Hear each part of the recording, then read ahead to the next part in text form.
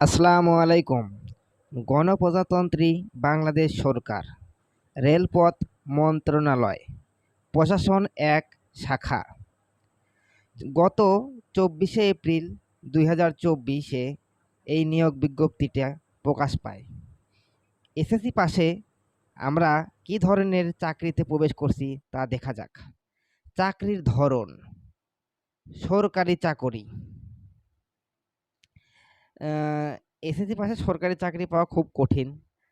দেখেন তার এটা সরকারি চাকরি। জেলার নাম উল্লেখিত জেলা পদের পাশে থাকবে। আমি এটা সার্কুলার যখন পড়ব তখন জানিয়ে দেব ইনশাআল্লাহ। প্রতিষ্ঠানদাতার নাম রেলপথ মন্ত্রণালয়। বিভিন্ন মন্ত্রণালয় থাকে, এরকম রেলপথ মন্ত্রণালয়ের অধীনে যারা এই চাকরি পাবে তারা থাকবে। অফিসিয়াল ওয়েবসাইট http://more.gov.bd তে এটা ওদের অফিসিয়াল ওয়েবসাইট। পদ সংখ্যা একটি, মানে ক্যাটাগরি এটাকে বলে।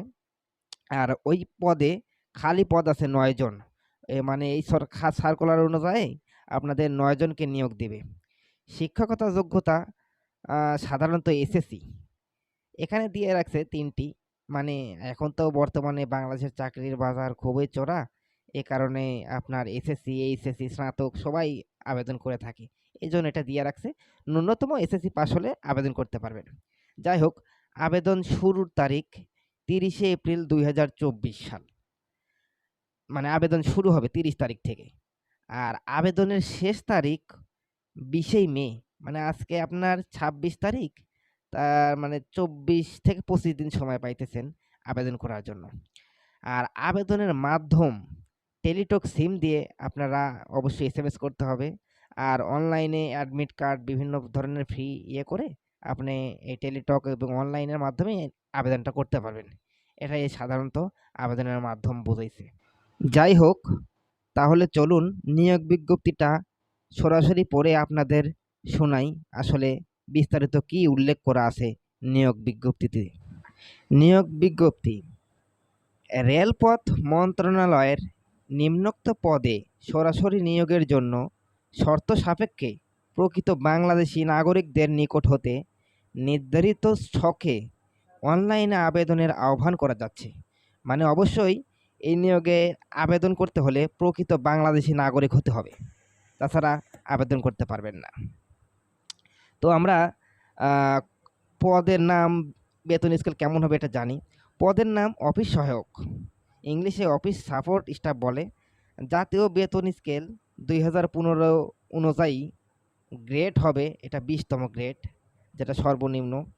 বেতন ৮,২৫০ থেকে ২০,০১০ টাকা মূল মানে বেতন স্কেল, মূল বেতন যেটাকে বলে। আর বয়স হতে হবে ১৮ থেকে ৩০ বছরের মধ্যে। পদ সংখ্যা আমি আগেই বলে দিছি ৯টি। শিক্ষাগত যোগ্যতা ও অভিজ্ঞতা: মাধ্যমিক স্কুল সার্টিফিকেট, এসএসসি এবং সমমান পরীক্ষায় উত্তীর্ণ। তেমন কোনো অভিজ্ঞতা নেই, শুধু এসএসসি পরীক্ষায় পাশ করলে হবে। আর এখানে আছে সাধারণ জেলা কোটায় যে সকল জেলার প্রার্থীগণ আবেদন করতে পারবেন: ঢাকা, গাজীপুর, নারায়ণগঞ্জ, কিশোরগঞ্জ, ময়মনসিংহ, জামালপুর, নেত্রকোনা, চট্টগ্রাম, কক্সবাজার, নোয়াখালী, রাজশাহী, দিনাজপুর, খুলনা, যশোর ও মাগুরা জেলার প্রার্থীগণ আবেদন করতে পারবেন। ইতিম ও শারীরিক প্রতিবন্ধীদের কোটায় যে কোনো জেলায় মানে তারা আবেদন করতে পারবে, এটাই বুঝাইছে।